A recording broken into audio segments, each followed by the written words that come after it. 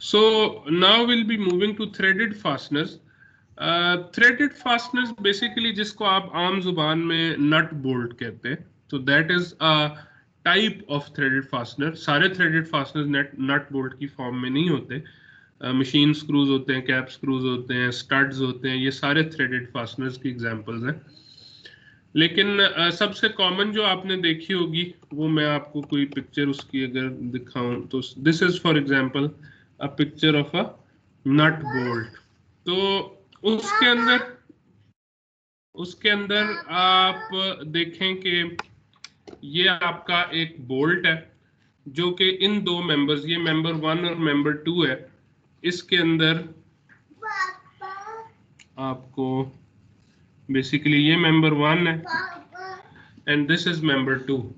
इन दोनों को आपस में कनेक्ट करने के लिए इसको आप बोल्ट को यूज करेंगे और बोल्ट के नीचे थ्रेड्स हैं, उन थ्रेड्स के अंदर आप नट को लगाएंगे और नट को टाइट करेंगे. नट को टाइट करने से क्या होगा जी कि नट को टाइट करने से आपका प्रीलोड जनरेट होगा, यानी आप जितना नट को टाइट करते जाएंगे उतनी ज्यादा बोल्ट के अंदर टेंशन क्रिएट होगी और ये जो दो मेंबर्स हैं, मेंबर 1 और 2, इन दोनों मेंबर्स के अंदर कंप्रेशन जनरेट होगा. ठीक है, और ये कंप्रेशन क्या करेगा? This compression will allow the external load P, जो आपको नजर आ रहा है, P is a tensile load. ये लोड इन दोनों मेंबर्स को डिस्कनेक्ट करने की कोशिश कर रहा है, but due to the compressive preload generated in the members, ठीक है, बाय द बोल्ट, तो ये P जो है इसकी वजह से जो भी टेंसाइल स्ट्रेस आएगी वो कैंसिल आउट हो जाएगी प्रीलोड से और आपका ये जॉइंट जो है वो अपनी जगह पर रहेगा. तो this is the whole function of a threaded fastener. ठीक है, अब इसके अंदर फोर्स जितनी भी आप लगाएंगे उसके अगेंस्ट थ्रेड के बोल्ट के अंदर और मेंबर्स के अंदर किस किस्म की डिफ्लेक्शंस आएंगी, उनकी स्टिफनेस क्या होगी, ये सारा हम इस चैप्टर के इस पार्ट के अंदर कवर करेंगे. तो सबसे पहले तो ये फॉर एग्जांपल आपके पास एक टिपिकल जो है वो बोल्ट है. ठीक है, इसका हेक्सागोनल हेड है, यानी उसकी 6 साइड्स हैं हेड की, जैसे आप राइट साइड वाले पार्ट में देख सकते हैं फिगर के. और इसके जो फ्लैट साइड्स हैं उनके दरमियान डिस्टेंस को W कहते हैं और जो बोल्ट हेड की थिकनेस है उसको कैपिटल H से डिनोट करते हैं.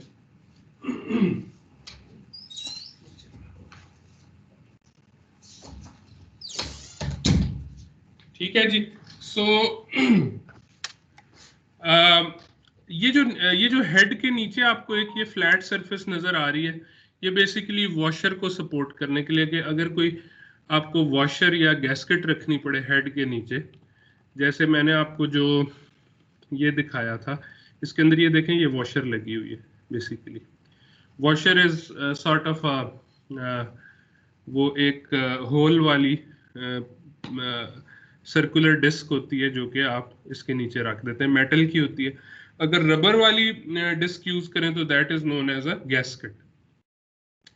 इसी तरह बाज औकात नट के नीचे भी आपको उसको सेफ गार्ड करने के लिए एक वॉशर रखनी पड़ सकती है. अब ये जो बोल्ट है इसका कुछ रीजन जो है दैट इज, इसकी कुछ लेंथ जो है दैट इज थ्रेडेड, ये थ्रेडेड लेंथ है इसकी, और कुछ लेंथ जो है वो अनथ्रेडेड है, इसको let's call it as LD. ठीक है, ये LD जो है ये अनथ्रेडेड लेंथ है और LT जो है ये थ्रेडेड लेंथ है. तो थ्रेडेड लेंथ कितनी होनी चाहिए, कितने लंबे बोल्ट की लेंथ, कितनी लेंथ के ऊपर थ्रेड डालने चाहिए और कितनी लेंथ जो है वो थ्रेड्स के बगैर होनी चाहिए, उसका जो कॉमन सा फॉर्मूला है वो ये गिवन है. This is the length of the threaded portion of the rod. अगर चेंज से छोटी लेंथ हो टोटल L का मतलब है LT प्लस LD. ठीक है, थ्रेडेड और non threaded portion total length bolt की अगर चेंज से कम रखनी है तो आपकी threaded portion should be equal to 2D plus 1/4 inches. ये small d is basically this, ये जो मेजर डायमीटर होता है. ठीक है, और अगर आपका थ्रेडेड मेट्रिक यानी आप मिलीमीटर्स के अंदर बात कर रहे हैं तो 125 मिलीमीटर से कम लेंथ होगी टोटल, तो 2D+6 के equal threaded portion of the bolt होना चाहिए। इसी तरह बाकी लेंथ्स के लिए भी ये गिवन है। ये बेसिकली किस बेस के ऊपर आपकी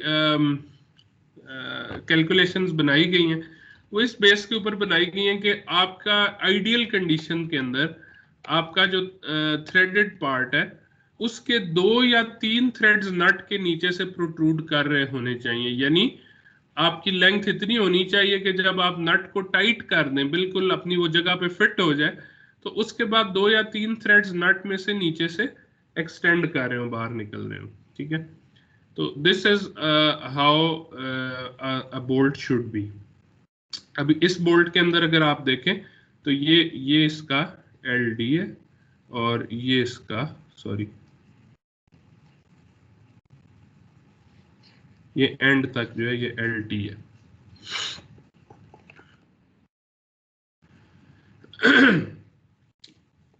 अच्छा, फिर आगे हम चलते हैं, इधर आ जाते हैं। अब वॉशर क्यों रखते हैं? बेसिकली जब आपका ये जो बोल्ट हेड है इसमें एक रेडियस R के साथ यहाँ पे फिले बनी हुई है। ठीक, this is a region of stress concentration obviously, क्योंकि यहाँ पे एकदम डिसकंटिन्यूटी आ गई है। अब बाज औकात होता ही है कि जब आप किसी मेंबर के अंदर होल करते हैं to make room for bolt को डालने के लिए आप ड्रिल करके होल करते हैं, तो उसके एजेस बड़े शार्प होते हैं, उधर एक बर आ जाती है, उसे बर कहते हैं बेसिकली। जब आप ड्रिल करते हैं तो आपने नोटिस किया होगा कि एक बड़ी शार्प सा एज प्रोट्रूड करता है सरफेस में से, सरफेस से ऊंचा होता है, दैट इज नोन एज बर, और इसको बरिंग कहते हैं प्रोसेस को। तो अगर तो आप उसको बाजू का ग्राइंड करते हैं, सरफेस फिनिशिंग कोई टेक्निक्स यूज करते हैं, मसलन ग्राइंडिंग वगैरह, to remove that bar. Otherwise जो वो क्या है कि वो एक शार्प एज बन जाता है, और वो एज जब इसके अंदर प्रेस करता है इस फिले के अंदर, तो it increases the stress concentration factor, जिसकी वजह से बोल्ट की लाइफ कम हो जाती है। इस वजह से हम प्रिफर करते हैं कि बोल्ट हेड के नीचे एक वॉशर लगा, और वॉशर नॉर्मली हार्डन्ड स्टील की होती है, हार्ड मटेरियल की बनी होती है, बोल्ट से ज्यादा हार्ड मटेरियल होता है वॉशर का। तो वॉशर जो है वो बेसिकली बर के अंदर प्रेस हो जाती है और वो बोल्ट को स्ट्रेस कंसंट्रेशन से बचा लेती है। तो इस वजह से आप वॉशर यूज करते हैं, जैसे आपने इधर इस कनेक्शन में भी देखा कि हमने ये वॉशर यूज की हुई थी। ठीक है,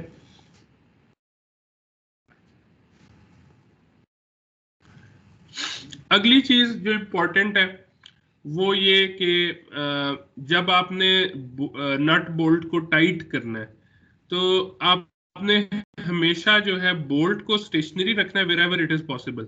बोल्ट को स्टेशनरी रखते हैं और नट को टाइट करते हैं। ठीक है जी, bolt has to be stationary while nut has to be rotated in order to induce a preload or a bolt tension। इसकी वजह क्या है? इसकी वजह यह है कि जब आप बोल्ट को यहाँ पे आपने इस कनेक्शन को इस जॉइंट के अंदर प्री टेंशन डालने के लिए इस नट को आपने रोटेट किया, जब ये नट आ गया कांटेक्ट में, ये मेंबर नंबर 2 की सरफेस के साथ कांटेक्ट में आ गया, या जो वॉशर ऊपर लगी थी वो कांटेक्ट में आ गई, अब आप इसको मजीद रोटेट करेंगे तो वो बोल्ट टेंशन में जाएगा और मेंबर्स कंप्रेशन में जाएंगे, और सारा लोड जो है वो मोमेंटरीली इनिशियली वो जिस मेंबर को आप रोटेट कर रहे होंगे उस मेंबर के फर्स्ट थ्रेड के ऊपर सारा लोड आएगा। इवेंचुअली वो डिवाइड हो जाता है, अबाउट 3 थ्रेड्स के अंदर डिवाइड हो जाता है, लेकिन इनिशियली वो सारा पहले रोटेटिंग मेंबर के पहले थ्रेड पे आता है। तो अगर आप इसको रोटेट करेंगे और टाइट करेंगे तो पहला थ्रेड जो है वो प्रोबेबली प्लास्टिक डिफॉर्मेशन में चला जाएगा। ठीक है, और थोड़ी सी उधर वर्क हार्डनिंग भी हो जाएगी। अब उसका नुकसान क्या होगा कि पहला थ्रेड वो प्लास्टिक डिफॉर्मेशन में जाने की वजह से this nut is not reusable. आप जब इस कनेक्शन को डिसअसेंबल करना चाहेंगे, नट बोल्ट को खोलना चाहेंगे, तो हमेशा उसको दोबारा असेंबल करते हुए नट दूसरा यूज करेंगे। This is not reusable. क्यों? क्योंकि इसका जो फर्स्ट थ्रेड है that has undergone plastic deformation. अगर आप नट को रोटेट ना करते बल्कि बोल्ट को रोटेट कर रहे होते तो आपका बोल्ट रीयूजेबल ना रहता। ठीक है, so therefore we try to always rotate the nut to induce preload, या जो टेंशन है बोल्ट के अंदर वो प्रोड्यूस करते हैं। ठीक है जी, ये बात होगी। आगे बाज़ औक़ात हमारा जो हमने जो जिन दो मेंबर्स को आपस में ज्वाइन करना होता है उनमें से एक मेंबर के अंदर अपने इंटरनल थ्रेड्स बने होते हैं। प्लास्टिक के अंदर आपने अमूमन देखा होगा टॉयज वगैरह में कि you don't need a nut. जी जी सर, वो नट वाली बात एक्सप्लेन कर देंगे कि अगर नट को घुमाए तो फिर उसमें क्यों नहीं होगा ऐसे ही कि पहले थ्रेड पे आए ज्यादा? आएगा, नट में भी आएगा, लेकिन अगर मैं नट को रोटेट करूंगा तो नट के थ्रेड पे सारा लोड आएगा पहला, और वो रीयूजेबल नहीं रहेगा। और अगर मैं बोल्ट को रोटेट करूंगा, नट को स्टेशनरी रखूंगा, तो बोल्ट का पहला जो थ्रेड कांटेक्ट में जाएगा उसके ऊपर प्लास्टिक डिफॉर्मेशन हो जाएगी, तो फिर बोल्ट रीयूजेबल नहीं रहेगा। तो बेहतर तरीका यह है कि आप नट को रोटेट करें, और जब भी इसको डिसअसेंबल करके दोबारा असेंबल करने लगे तो नट नया यूज करें। तो ये बताने का मकसद। ओके सर, समझ आ गई, थैंक यू। अच्छा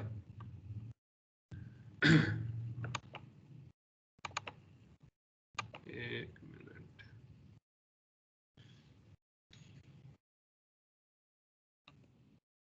ओके, अच्छा अब आप इसको देखें कि अच्छा ये वो सारी बात जो मैंने अभी बताई है वो सारी इधर लिखी हुई है कि first thread of the nut tends to take the entire load, तो you should never reuse the nuts. अब ये मुख्तलिफ बोल्ट के हेड्स की शेप्स हैं, फिगर 12 के अंदर दी हुई हैं। इनमें से कोई भी हेड यूज़ किया जा सकता है, मुख्तलिफ एप्लीकेशंस के लिए होते हैं।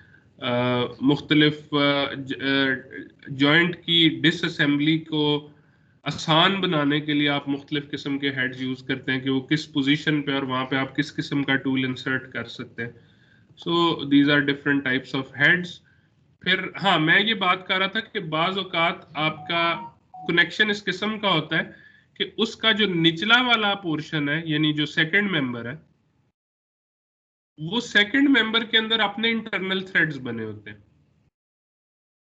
और जो ऊपर वाला मेंबर है उसके अंदर थ्रेड नहीं बने हुए। तो आप बेसिकली उसको एक कैप स्क्रू, अब इस किस्म का जो बोल्ट है इसको कैप स्क्रू कहते हैं। ठीक है, ये मेंबर के अंदर इसको आप कर सकते हैं, टाइटन कर सकते हैं। आपको एक्सटर्नली एक नट लगाने की जरूरत नहीं होती क्योंकि मेंबर के अपने अंदर इंटरनल थ्रेड्स मौजूद हैं। अब इसके अंदर ऑब्वियसली आप जब भी लगाएंगे तो आप इस स्क्रू को रोटेट करके टाइट करेंगे, तो इस केस में ये स्क्रू रीयूजेबल नहीं रहेगा। ठीक है, ये स्क्रू रीयूजेबल नहीं रहेगा, आपको इसको रिप्लेस करना पड़ेगा जब भी आप इसको डिसअसेंबल करके दोबारा असेंबल करेंगे। अगर आप इसको स्क्रू को नहीं करना चाहते, जो है वो इसको परमानेंट रखना चाहते हैं, इसको रीयूज नहीं करना चाहते, तो फिर you can also use a thing that is known as, इधर कहीं लिखी होगी, स्टड्स। आप स्टड्स यूज कर सकते हैं। ठीक है, स्टड क्या होता है जी? स्टड इज अ रॉड जिसके दोनों साइड्स थ्रेडेड होते हैं, बीच में से अनथ्रेडेड होता है। मसलन यहाँ भी थ्रेडेड है और यहाँ भी थ्रेडेड है, बीच में ये एक पोर्शन उसका अनथ्रेडेड है। तो उसमें आप क्या करते हैं, उसमें आप ये जो थ्रेड है इसको ऐसी जगह पे यूज कर सकते हैं स्टड को। उसका निचला जो थ्रेडेड पोर्शन है वो आप स्टड को रोटेट करके इस मेंबर के अंदर ले जाते हैं, लेकिन इसमें चूंकि अभी तक कोई टेंशन जनरेट नहीं हुई, आप सिर्फ एक मेंबर के अंदर स्टड को ही रोटेट कर रहे हैं, सो कोई टेंशन जनरेट नहीं हुई, इस वजह से ना मेंबर के थ्रेड्स को नुकसान पहुंचा ना स्टड के। और उसके बाद जो ऊपर वाला पार्ट है, ठीक है, इसके ऊपर आप प्लेस कर देंगे सेकंड मेंबर को और उसके ऊपर आप एक नट यूज करेंगे। तो वो नट बेसिकली आप टाइट करेंगे तो again the stud would be permanent but the nut would have to be replaced every time you disassemble the joint. तो ये स्टड के थ्रू भी ये वाले इस किस्म की कनेक्शन को अचीव किया जा सकता। अच्छा जी आपने ये देखें कि नॉर्मली जो नट बोल्ट आप लगाते हैं तो उसमें आप थोड़ी सी ये क्लियरेंस भी छोड़ते हैं। ठीक है, ये क्लियरेंस किस लिए होती है? क्योंकि जब आप इसको क्लैंप करेंगे और कंप्रेसिव लोड डालेंगे तो this members would tend to expand, right? तो आपको उस एक्सपेंशन के लिए कुछ जगह छोड़नी चाहिए। वो जगह आप छोड़ेंगे, इसको नॉर्मली क्लियरेंस बोलते हैं। ठीक है, और ये जो थ्रेड्स, आपको कुछ थ्रेड्स नजर आ रहे हैं जो कि कनेक्शन के अंदर जा रहे हैं। ये वाले आपको 2 3 4 5 6 तकरीबन थ्रेड्स हैं जो कि आपके कनेक्शन के अंदर जा रहे हैं, एक्सटेंड हो रहे हैं inside the connection. This is also desirable. ठीक है, you always have should give some threaded length of the bolt inside the joint itself. तो ये भी एक डिजायरेबल चीज है। ठीक है, तो आप क्लैंप जो करते हैं बोल्ट को, उसके नतीजे में जो टेंशन क्रिएट होती है बोल्ट में, उसको प्री टेंशन या बोल्ट प्री लोड बोलते हैं, और इसके इक्वल कंप्रेशन जनरेट होता है मेंबर्स में। अच्छा, एक और चीज इसके अंदर, इस फिगर के अंदर जो इंपॉर्टेंट है वो देखने वाली, वो ये कि ये डिस्टेंस L जो है, this is known as grip. Grip किसके इक्वल है जी? Grip is equal to thickness of both members plus thickness of any washers if used. तो इस केस में 2 वॉशर्स यूज किए हैं तो दोनों वॉशर्स की थिकनेस प्लस मेंबर थिकनेस जो है ये ग्रिप के इक्वल है। ये बोल्ट की ग्रिप है। ठीक है, टोटल लेंथ तो ज्यादा है ना बोल्ट की, इसके अंदर ये प्रोट्रूड जो कर रहे हैं आउटसाइड जो थ्रेड्स हैं वो भी शामिल है, but the grip which is denoted by small l, that is the thickness of the members जिनको आपने ज्वाइन किया है plus the thickness of washer. Basically nut और बोल्ट के हेड के दरमियान के डिस्टेंस को ग्रिप बोलते हैं। जो दूसरा मैंने आपको कैप स्क्रू वाला दिखाया है प्रॉब्लम या जो सिनारियो है, इसके अंदर क्या इशू है जी? इसके अंदर आपके नट मौजूद नहीं है। ठीक है, तो मैं कह रहा था बोल्ट हेड और नट के दरमियान के डिस्टेंस को ग्रिप कहते हैं, यहाँ पे नट मौजूद ही नहीं है। तो हमें एक इफेक्टिव ग्रिप L प्राइम ये डिफाइन करनी पड़ती है। This is effective grip. So this effective grip can be found, ये टेबल है, इसके अंदर दिया हुआ है आपके पास, ये इफेक्टिव ग्रिप का फॉर्मूला है इस सिनारियो में। ठीक है,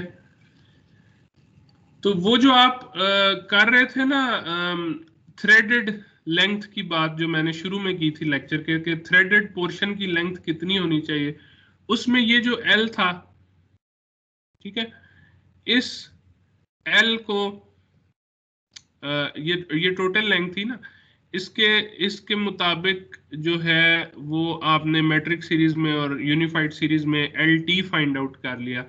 फिर आप LD उसको फाइंड आउट कर सकते हैं L माइनस LT से, और LT जो है दैट इज L, ये जो ग्रिप है L माइनस LD, और ग्रिप मैंने अब यहाँ पे अगर आपके पास ये कैप स्क्रू होगा तो इस L की जगह बेसिकली आप L प्राइम यूज करेंगे। ठीक है जी, जैसे इधर यूज हुआ। अब हम आ जाते हैं स्टिफनेस की तरफ। मैंने कहा था कि हमें स्टिफनेस फाइंड आउट करनी चाहिए अपने बोल्ट की भी और मेंबर्स की भी। स्टिफनेस क्या होती है? Stiffness is basically the resistance of a material to undergo change in length when force is applied. तो F is equal to K x या के वाई के इक्वल। इसमें K जो है दैट इज स्टिफनेस। आपको याद होगा हुक्स लॉ के अंदर स्प्रिंग कांस्टेंट भी इसे कहते हैं या स्प्रिंग रेट भी इसको कहते हैं। और आपने अपनी एफएससी में या अप्लाइड फिजिक्स के कोर्स में स्प्रिंग के साथ एक्सपेरिमेंट भी किए होंगे, जिसमें आप फोर्स लगाते हैं, डिफ्लेक्शन फाइंड आउट करते हैं, उसका ग्राफ ड्रॉ करते हैं और उसमें से के निकालते हैं which is the slope of that graph. तो basically this is the Hooke's law. ठीक है. तो ये के की वैल्यू बोल्ट के लिए कैसे निकालते हैं? तो आपके पास बोल्ट के अंदर बेसिकली दो पार्ट्स हैं. जैसे अगर मैं एक हेक्सागोनल हेड वाला बोल्ट बनाऊं,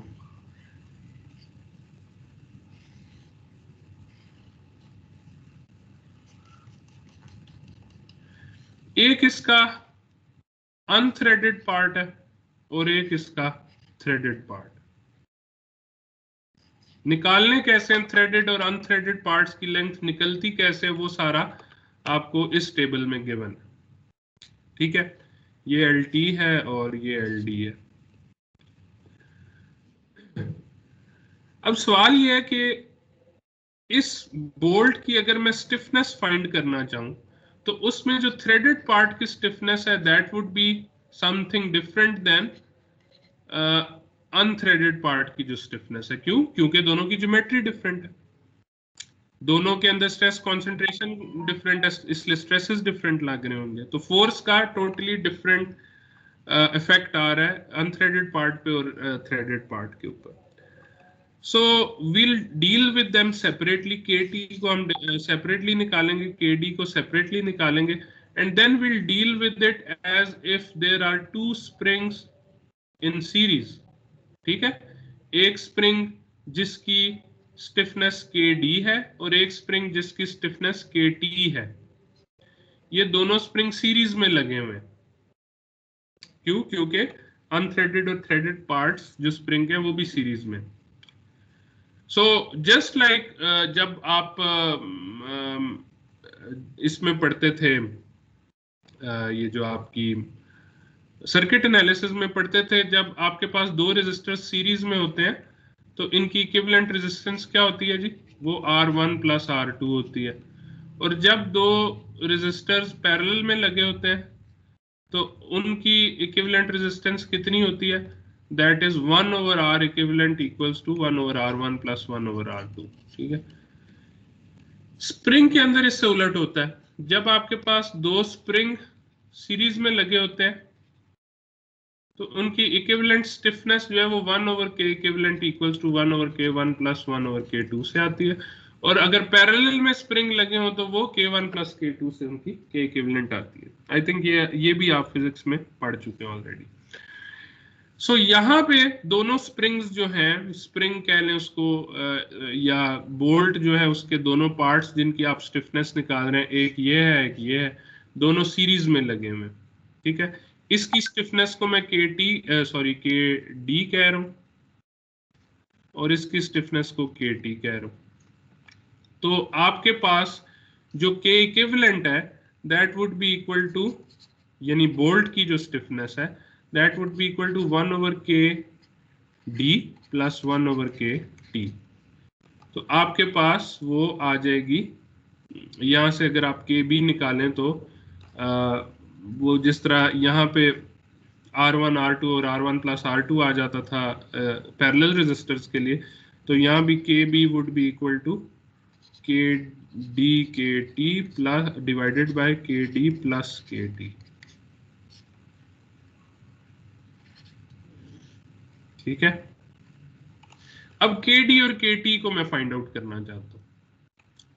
सो फर्स्ट ऑफ ऑल के जो है मैंने आपको बताया कि F is equal to K x होता है या के वाई होता है, तो K would be equal to F over y. ऐसी है ना. y क्या चीज है? y is change in length. Change in length divided by original length को आप नॉर्मली स्ट्रेन कहते हैं. Strain is what? Change in length over original length.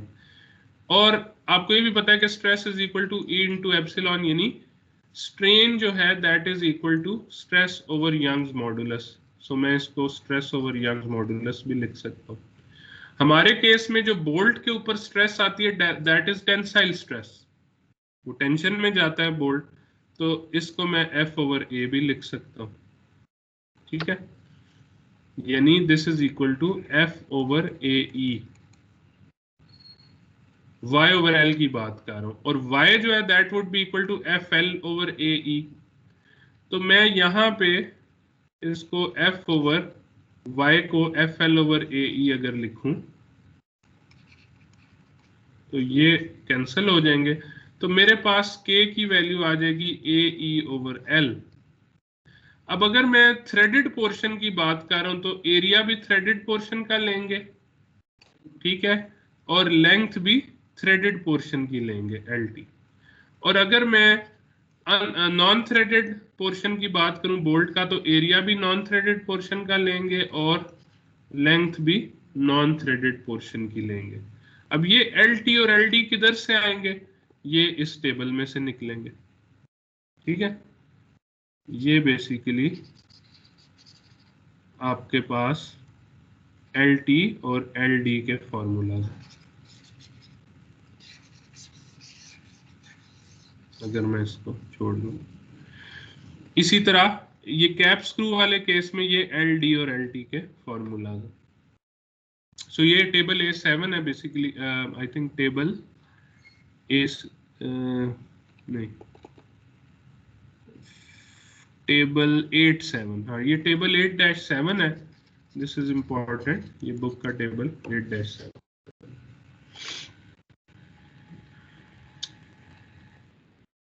सो यहाँ पे मुझे KT और KD की वैल्यूज पता चल गई। अब मैंने ये जो रिलेशनशिप निकाला था स्प्रिंग्स को सीरीज में लेके उनकी इक्विवेलेंट स्टिफनेस यानी KB निकालने का, उसके अंदर पुट करें तो I will and up with this value of KB, where KB is the estimated effective stiffness of the bolt or cap screw in the clamped zone.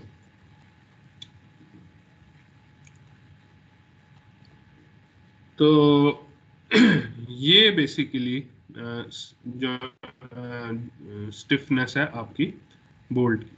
अब इसमें एक दो केसेस और हैं, ये तो normally for most general cases ये valid है। अगर आपका कोई बहुत ही शॉर्ट फास्टनर हो, ठीक है, आपका फास्टनर बहुत छोटा है, तो उसके अंदर क्या होगा कि अनथ्रेडेड रीजन जो है वो बिल्कुल छोटा होगा और थ्रेडेड रीजन ऑलमोस्ट पूरे बोल्ट को कवर कर रहा होगा। तो उस केस में you can take KB as equal to KT, क्योंकि ज्यादातर पोर्शन थ्रेडेड है। ये है शॉर्ट फास्टनर्स के लिए। अगर आपके लॉन्ग फास्टनर्स हैं तो उनके अंदर length of unthreaded portion is much larger than the length of threaded portion. तो उस केस में आप KB को KD के इक्वल अज्यूम कर सकते हैं, just to make things simpler, ठीक है। ये इसके अंदर किया जा सकता है। ओके, एनी क्वेश्चंस जी?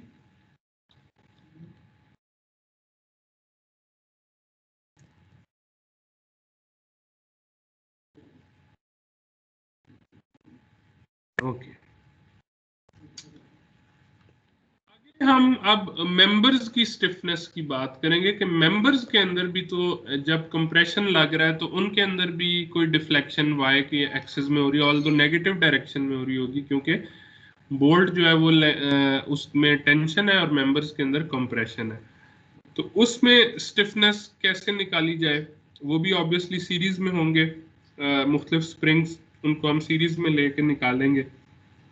तो मैं थोड़ा सा देख लेता हूँ अटेंडेंस की क्या सूरत हाल है। 18 ही लोग हैं हमारे पास। मेरा ख्याल है कि अज्यूमिंग के पावर क्राइसिस की वजह से ये सिचुएशन है, तो मेरा ख्याल है मुझे इधर रोक देना चाहिए, ताकि ये जो कवर अप करने वाले लोग हैं इनको ज़्यादा मुश्किल ना हो। कल हमारी 2 घंटे की क्लास है, क्विज भी है उसके एंड में, तो उसमें हम ज़्यादा कवर कर लेंगे। तो लेट्स स्टॉप हियर, ताकि जो लोग मिस आउट कर रहे हैं वो ज़्यादा मिस आउट ना करें। मेंबर स्टिफनेस पे हम कल शुरू करेंगे। तो अभी इधर तक कोई क्वेश्चन है, या जो पिछले वीक का कंटेंट था जिसमें से कल आपका क्विज है उसमें से कोई क्वेश्चन है तो आप कर सकते हैं। Meanwhile I will stop the recording here.